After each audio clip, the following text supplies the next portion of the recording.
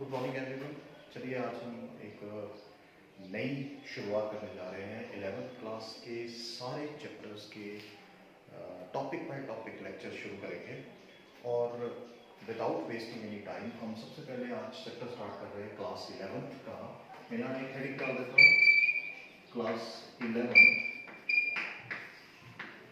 के जो लेक्चर्स हैं right from the start, botany, zoology, सारे lecture by lecture, topic by topic बिल्कुल आपको ऑनलाइन नीट और एकेडमिक्स के लिए बिल्कुल फ्री रहेंगे और ये बिल्कुल मिलता रहेगा। और इससे ये है कि जितना हम पढ़ाएंगे उतना हम सीखेंगे और होप आप भी कुछ सीख पाएंगे।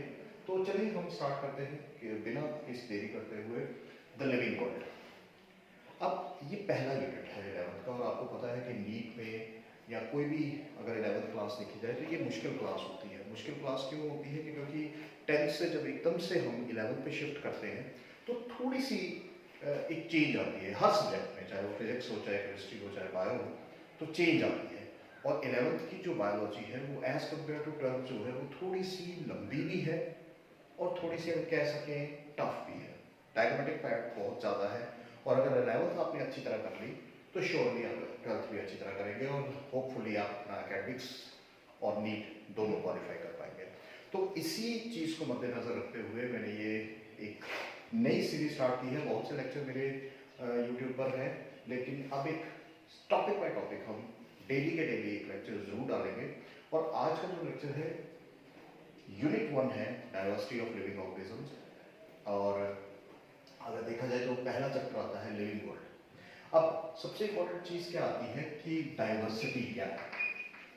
देखिए पहली जो diversity in living organisms, diversity क्या है? डाइवर्सिटी सिंपल सी चीज है, वैरायटी ऑफ लाइफ, चाहे वो प्लांट्स है, चाहे वो एनिमल्स है, वायरसेस है, बैक्टीरिया है। अब हमारी अर्थ के ऊपर, हमारे इस बायोस्फीयर में वैरायटी ऑफ ऑर्गेनिजम्स जो है वो रहते हैं। अब इसी चीज को डाइवर्सिटी बोलते हैं। तो सिंपल सा इसका मीनिंग अगर डिक्शनरी में भी देखें तो variety of life on earth, ऐसा लिखते हैं ऑन अर्थ। तो ये चीज क्या आती है? डाइवर्सिटी आती है। वो डाइवर्सिटी है कैसी? देखो जब हम डाइवर्सिटी की बात करते हैं ना तो डाइवर्सिटी है कैसी, यहाँ पर अगर हम पूरे अगर टोटलिटी में देखें तो there are about 1.7 to 1.8 million plants and animals. ये हमारे पास एक डाटा है, ठीक है, लास्ट ईयर का डाटा है। अब इसमें से भी अगर देखा जाए तो हमारे पास अराउंड 1.5 मिलियन हमारे पास क्या आ जाते हैं, अगर देखा जाए तो 1.25 मिलियन हमारे पास क्या आ जाते हैं, एनिमल्स। और प्लांट्स की अगर बात करें तो अराउंड 0.55 मिलियन हमारे पास प्लांट स्पीशीज है। ये डाइवर्सिटी है, आप देख रहे हैं एनिमल्स और प्लांट्स का। और दूसरी चीज यहां पर अगर देखा जाए तो इस एनिमल में भी अराउंड 1.05 मिलियन स्पीशीज जो है वो सिर्फ इंसेक्ट्स की है, जो सबसे बड़ा रोग बनाती है, लार्जेस्ट। तो आप ये देख सकते हैं कि डाइवर्सिटी कितनी है। हमें भी नहीं पता होता कौन सा इंसेक्ट कैसा है, आज भी डिस्कवरी चल रही है, तो ये थोड़ा सा मुश्किल काम हो जाता है। अब जब हमें इतनी बड़ी डाइवर्सिटी को पढ़ना है तो उसको जरा ध्यान से पढ़ना होगा, ठीक है। और कोशिश यही रहेगी कि हर एक चैप्टर का हर एक टॉपिक जो है वो बहुत क्लियरली आपको समझ आए। और क्योंकि इसके पीछे बहुत सारे मेहनत होती है तो मेहनत करने की कोशिश कर रहे हैं। तो चलिए लेट अस स्टार्ट कि हम सबसे पहला जो टॉपिक हम लिविंग वर्ल्ड में देते हैं दैट इज लाइफ। यहीं से हम अपनी शुरुआत करते हैं क्योंकि यहां भी आपको एक नीट का क्वेश्चन आ रहा है यहां से, तो हम इसको भी साथ साथ करते जाएंगे। अब देखिए लाइफ क्या है। अब क्वेश्चन पहला ही है कि लिविंग और नॉन लिविंग में कैसे डिफरेंस हम कर सकते हैं। तो बहुत सारे डिफरेंसेस हम करेंगे, बहुत सारे पॉइंट्स को पढ़ेंगे, लेकिन सबसे पहले हम लाइफ को देख लेते हैं कि लाइफ क्या चीज़ है। देखो, एक सिंगल सेल है, उसमें बहुत सारी रिएक्शंस होती हैं। अगर एक सिंगल सेल देखा जाए तो लगभग around 5000 different types of reactions takes place in a single cell. तो कितना कॉम्प्लेक्स मैकेनिज्म है। तो कहने का मतलब यही, मेरा कहने का मतलब यही है कि life is complex, life is complex, having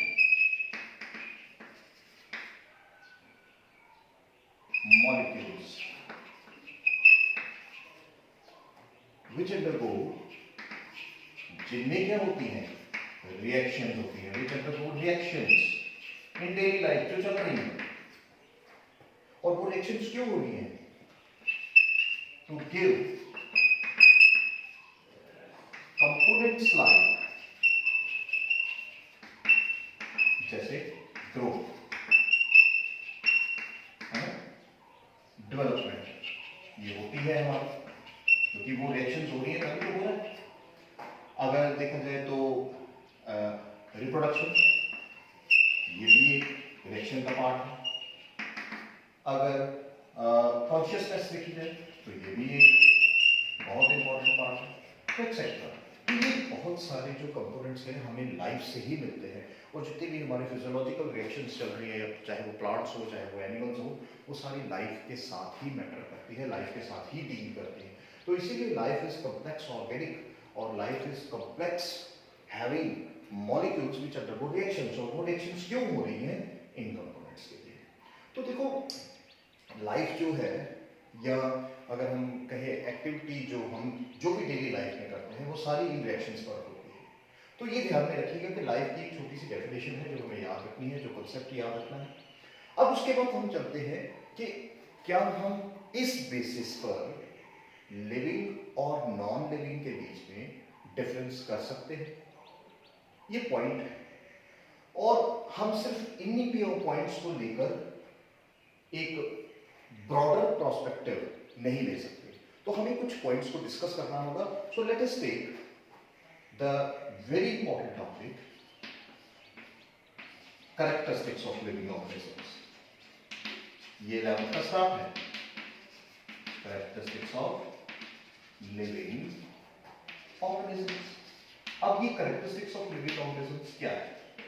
चलिए, पहली चीज यहां से हम स्टडी करते हैं।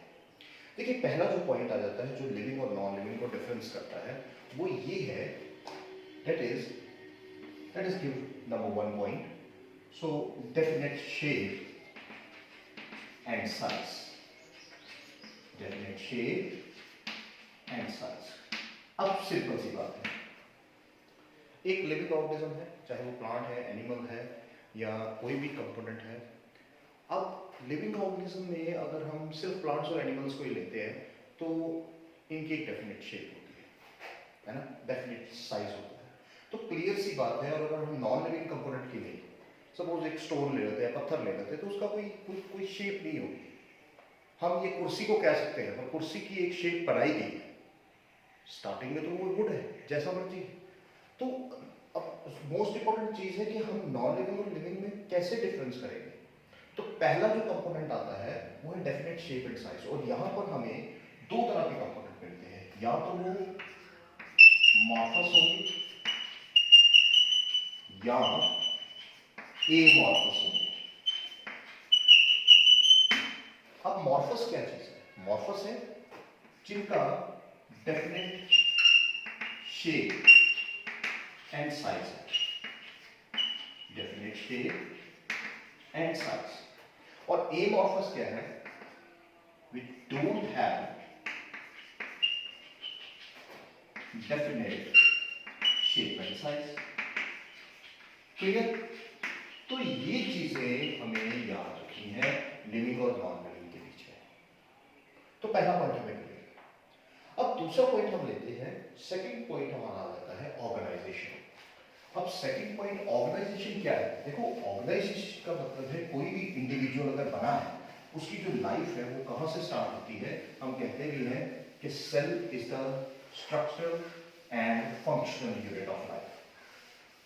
तो जब हम ये बात करते हैं कि ऑर्गेनाइजेशन हर एक इंडिविजुअल की कहां से स्टार्ट हुई है, तो लाइफ देखो हम सभी को मालूम है कि एक इंडिविजुअल की लाइफ जो है, एक लिविंग ऑर्गेनिज्म की जो लाइफ है, वो कहां से स्टार्ट होती है? From a single cell. तो चलिए यहां से स्टार्ट करते हैं ऑर्गेनाइजेशन की बात। जब हम ऑर्गेनाइजेशन में आ गए तो यहां पर सबसे पहले जैसे मैंने कहा कि सेल से लाइफ स्टार्ट होती है।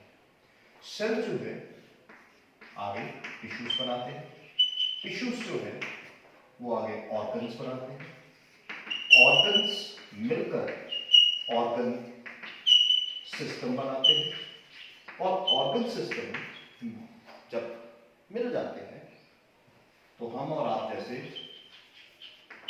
डाइवर्सिटी ऑफ लिविंग इंडिविजुअल्स बन जाते हैं। तो हर एक अगर लिविंग ऑर्गेनिज्म देखा जाए तो उसकी लाइफ कहां से स्टार्ट हो रही है? कोई भी ऐसा इंडिविजुअल नहीं मिलेगा जिसकी लाइफ टिश्यू से स्टार्ट होती है। लाइफ हर एक इंडिविजुअल की सेल से ही स्टार्ट होती है, चाहे वो ह्यूमंस ले लो चाहे वो प्लांट्स ले लो, वो सिंगल सेल से स्टार्ट होती है। तो ये हमें एक सिंपल सा टॉपिक याद रखना है, इसको ज्यादा खींचने की जरूरत नहीं है। तो ये याद रखिए। तीसरी चीज जब हम यहां आते हैं तो होम्योस्टेसिस, ये एक इंपॉर्टेंट पॉइंट आता है। देखिए कोशिश यही है कि हम ए से स्टार्ट करें, फिर बी पर चले, फिर सी पर चले, हम डायरेक्टली छलांग ना मारें, ठीक है? तो हम स्टेप बाय स्टेप चलते जाएंगे और इस सीरीज को इस साल में हम कंप्लीट करेंगे। होम्योस्टेसिस। अब होम्योस्टेसिस क्या है? देखिए हमारी बॉडी के अंदर जितनी भी रिएक्शंस होती हैं वो एक पर्टिकुलर टेम्परेचर पे होती है, किसी भी इंडिविजुअल में होती है, उसके बॉडी का अपना टेम्परेचर है, वो जो मेंटेन करता है। बाहर जैसा मर्जी टेम्परेचर है ना, बाहर जैसे मर्जी टेम्परेचर है। तो मैं जैसे जम्मू कश्मीर का हूँ, तो जम्मू कश्मीर में क्या है, बाहर जैसा मर्जी टेम्परेचर हो, कभी बहुत ज़्यादा गर्मी होती है, बहुत ज़्यादा ठंड होती है, लेकिन हमारी बॉडी के अंदर जो भी रिएक्शंस हो रही हैं वो एक पर्टिकुलर टेम्परेचर पे हो रही है, नॉर्मलाइज है, मेंटेनेंस है उस टेम्परेचर की। वही मेंटेनेंस हम क्या कहते हैं? होम्योस्टेसिस। सो होम्योस्टेसिस क्या हुई? मेंटेनेंस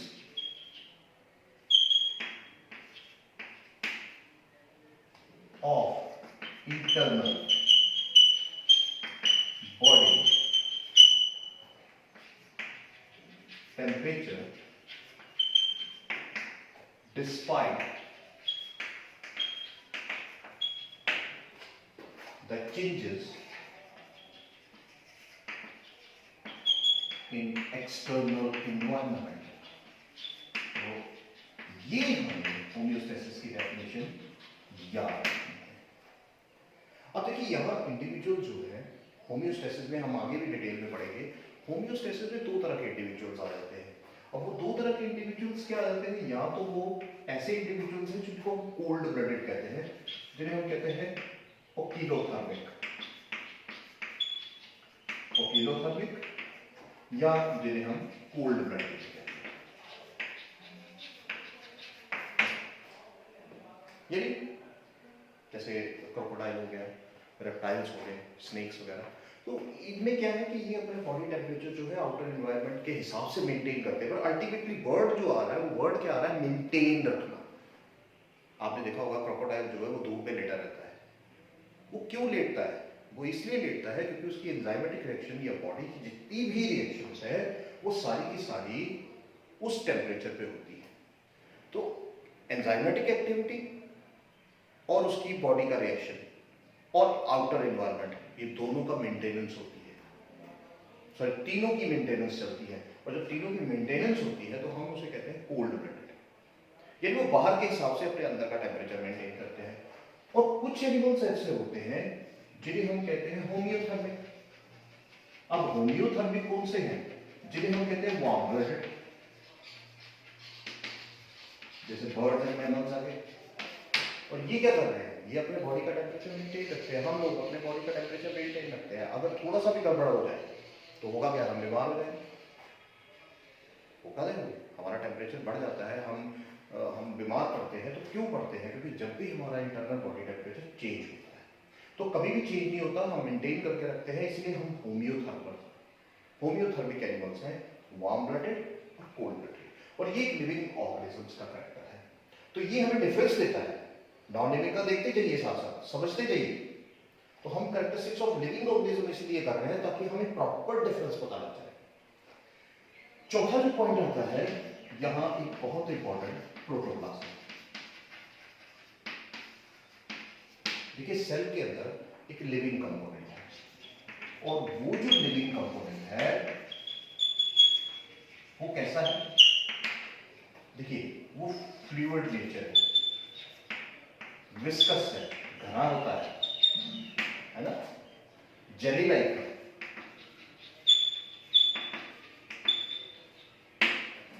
और ये एक ऐसा सब्सटेंस है जो क्या करता है, सेल के अंदर जितनी भी फंक्शंस होते हैं वो सभी इस प्रोटोप्लाज्म में ही होते हैं। तो लिविंग कंपोनेंट हुआ, है ना, सारे जितनी भी सेल के अंदर फंक्शंस हैं वो किसके अंदर हो रहे हैं, प्रोटोप्लाज्म के अंदर हो रहे हैं, और इसकी वजह से हो रहे हैं। तो इसीलिए एक साइंटिस्ट था हक्सले, मैं इसको बोल्ड लेटर्स में लिखूंगा, वेरी इंपॉर्टेंट पार्ट। हक्सले ने क्या कहा था, उसने कहा था protoplasm is the physical basis of life. वही है, लिविंग कंपोनेंट है। तो ये चीज याद रखिएगा, या आपको याद रखनी पड़ेगी, क्योंकि ये आपके नीट और एडमिट्स का बहुत इंपॉर्टेंट पार्ट है। अब आपको कोटा जाने की जरूरत नहीं है, या कहीं भी इधर उधर जाने की जरूरत नहीं है। आप किसी भी टीचर का देख लो, बहुत अच्छे अच्छे टीचर्स हैं, हम भी उन्हीं से सीख रहे हैं, और बहुत सारी चीजें सीख रहे हैं, पढ़ाने का तरीका सीख रहे हैं। सो हक्सले जो था उसने यही कहा कि physical basis of life on the basis of the function performed by the cell. और ये क्या चीज थी, प्रोटोप्लाज्म। तो ये भी एक लिविंग कंपोनेंट है और लिविंग ऑर्गेनिज्म का कंपोनेंट है, तो ये भी बड़ा इंपॉर्टेंट कैरेक्टरिस्टिक फीचर है। पांचवा जो पॉइंट यहां आता है, पांचवा पॉइंट हम ले लेते हैं, बहुत ही इंपॉर्टेंट। देखिए जेनेटिक मटेरियल, भाई है कि नहीं है, बिल्कुल है, हम सभी मानते हैं जेनेटिक मटेरियल तो है, चाहे वो डीएनए है चाहे वो आरएनए, क्योंकि ये दोनों कंपोनेंट जो है वो किसी ना किसी की जेनेटिक मटेरियल तो है। डीएनए तो most of the living organism का है, आरएनए जो है मोस्टली वायरसेस का है ना। तो ये हमें ध्यान रखना होगा। एड्स वायरस, उसमें आरएनए होता है, रेट्रोवायरस है। तो ये सारी चीजें हमें क्या ध्यान रखनी है कि ये जेनेटिक मटेरियल कर क्या रहा है, कॉन्टिन्यूटी ऑफ द रेस। देखो जेनेटिक मटेरियल एक जनरेशन से दूसरी जनरेशन में ही ट्रांसफर होता है, यही डीएनए हो रहा है। जब यही डीएनए हो रहा है तो कहने का मतलब क्या हुआ कि कॉन्टिन्यूटी ऑफ रेस है, लिविंग कंपोनेंट है। तो अल्टीमेटली क्या हो रहा है, कभी भी दो ऑर्गेनिजम्स जो होंगे, कोई भी इंडिविजुअल का डीएनए सेम नहीं होता है ना, सेम नहीं होता। और इसी को लेकर नेक्स्ट पॉइंट जो आता है, वो नेक्स्ट पॉइंट क्या है, वेरिएशंस। देखिए लिविंग ऑर्गेनिजम्स में वेरिएशंस होती हैं। वेरिएशंस क्यों हो रही है, देखो दो कारण दो क्या है, एक तो म्यूटेशंस, पढ़ेंगे इसको डिटेल में, यानी सडन चेंजेस, और दूसरी रिकॉम्बिनेशन। ये दोनों चीजें सडन चेंजेस हो रही हैं, जीन्स के आपस में बदलाव हो रहे हैं, breakage and reunion, crossing over जिसे कहते हैं, मियोसिस के वक्त होती है, बड़ा इंपॉर्टेंट कंपोनेंट है। और ये दोनों जो है ये क्या ला रही है, वेरिएशंस ला रही है। और इसीलिए आप किसी भी इंडिविजुअल को देख लीजिए, उसका डीएनए सिमिलर नहीं होगा। ह्यूमंस में तो खास करके no two humans have the similar DNA except the homozygotic twins, उसके अलावा तो किसी का है ही नहीं। क्यों, बात सही है ना। तो ये चीज आपने ध्यान रखनी है कि ये भी बहुत इंपॉर्टेंट कंपोनेंट है, वेरिएशन। और जब वेरिएशंस होती हैं तो देखिए इसके साथ क्या हो रहा है, यहां स्ट्रगल होती है, struggle for existence, struggle resistance होगी, और वो स्ट्रगल फॉर रेजिस्टेंस किसके लिए करती है लिविंग ऑर्गेनिज्म? देखिए, फूड के लिए, शेल्टर के लिए, या स्पेस के लिए हम कह सकते हैं, है ना, या रिप्रोडक्शन के लिए ये स्ट्रगल होती है।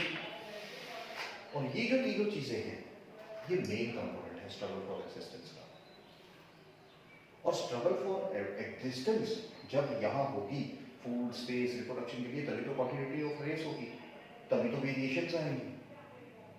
तो ये कंपोनेंट जो है लिविंग ऑर्गेनिज्म में ही होता है।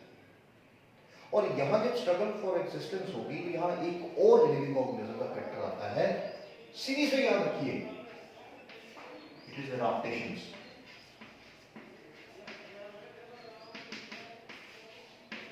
एडाप्टेशंस होगी। एडाप्टेशंस क्या है? देखो, प्लांट्स में वेरिएशन होती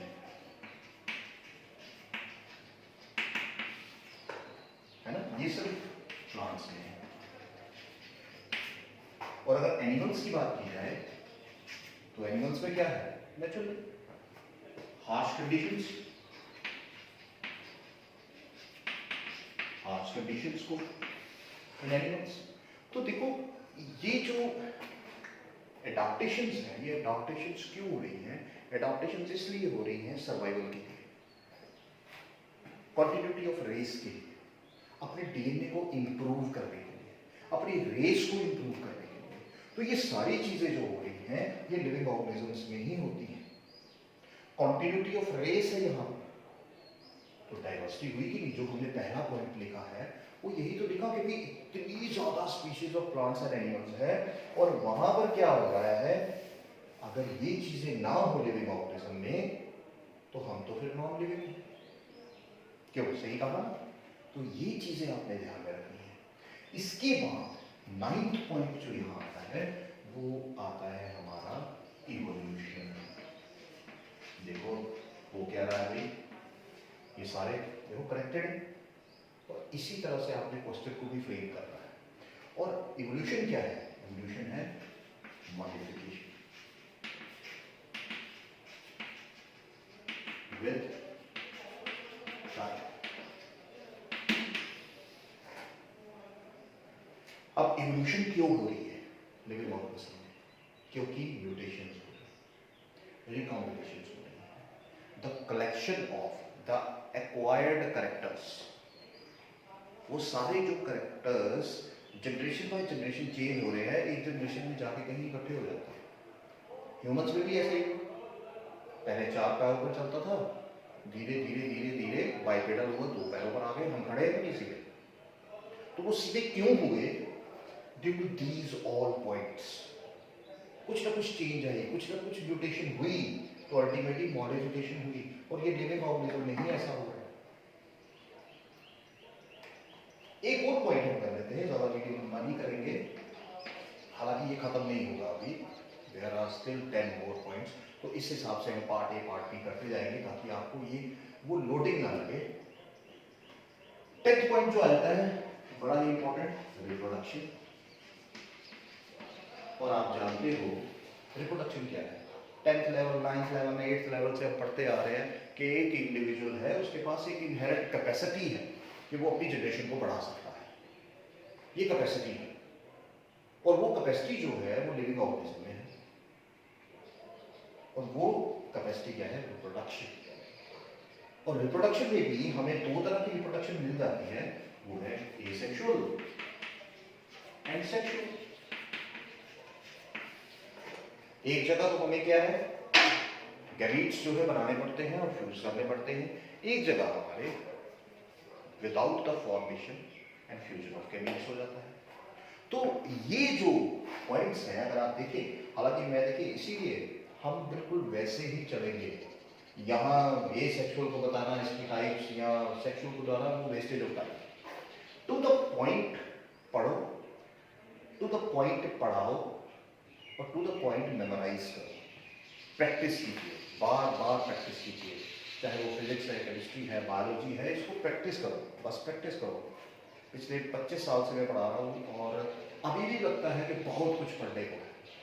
तो इसीलिए हर साल इम्प्रूवमेंट कर रहे हैं, नई नई चीज़ों को देख रहे हैं। ये तो एक बड़ा अच्छा माध्यम है कि सभी से जुड़ने का। तो आगे भी अब पार्ट बी में कौन से 10 पॉइंट्स होंगे या जितने भी पॉइंट्स होंगे, तो आई होप आपको ये समझ आया होगा। नीट पॉइंट ऑफ व्यू से, एकेडमिक पॉइंट ऑफ व्यू से, दोनों के हिसाब से चलेंगे।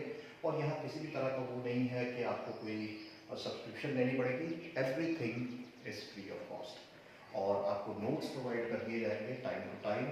आपको लिंक प्रोवाइड कर दिया जाएगा टेलीग्राम का भी और यूट्यूब का भी। आप वहाँ पे भी पीडीएफ्स दे दी जाएगी, आप डाउनलोड कर सकते हैं नोट्स को आसानी से, ताकि आपको किसी भी तरह की परेशानी ना आए। आई होप आपको ये लेक्चर समझ आया होगा। पहला जो लिविंग वर्ल्ड का है, पहला टॉपिक है। तो इसका अगला भाग हम नेक्स्ट लेक्चर में कल करते हैं। चलिए, थैंक यू वेरी मच।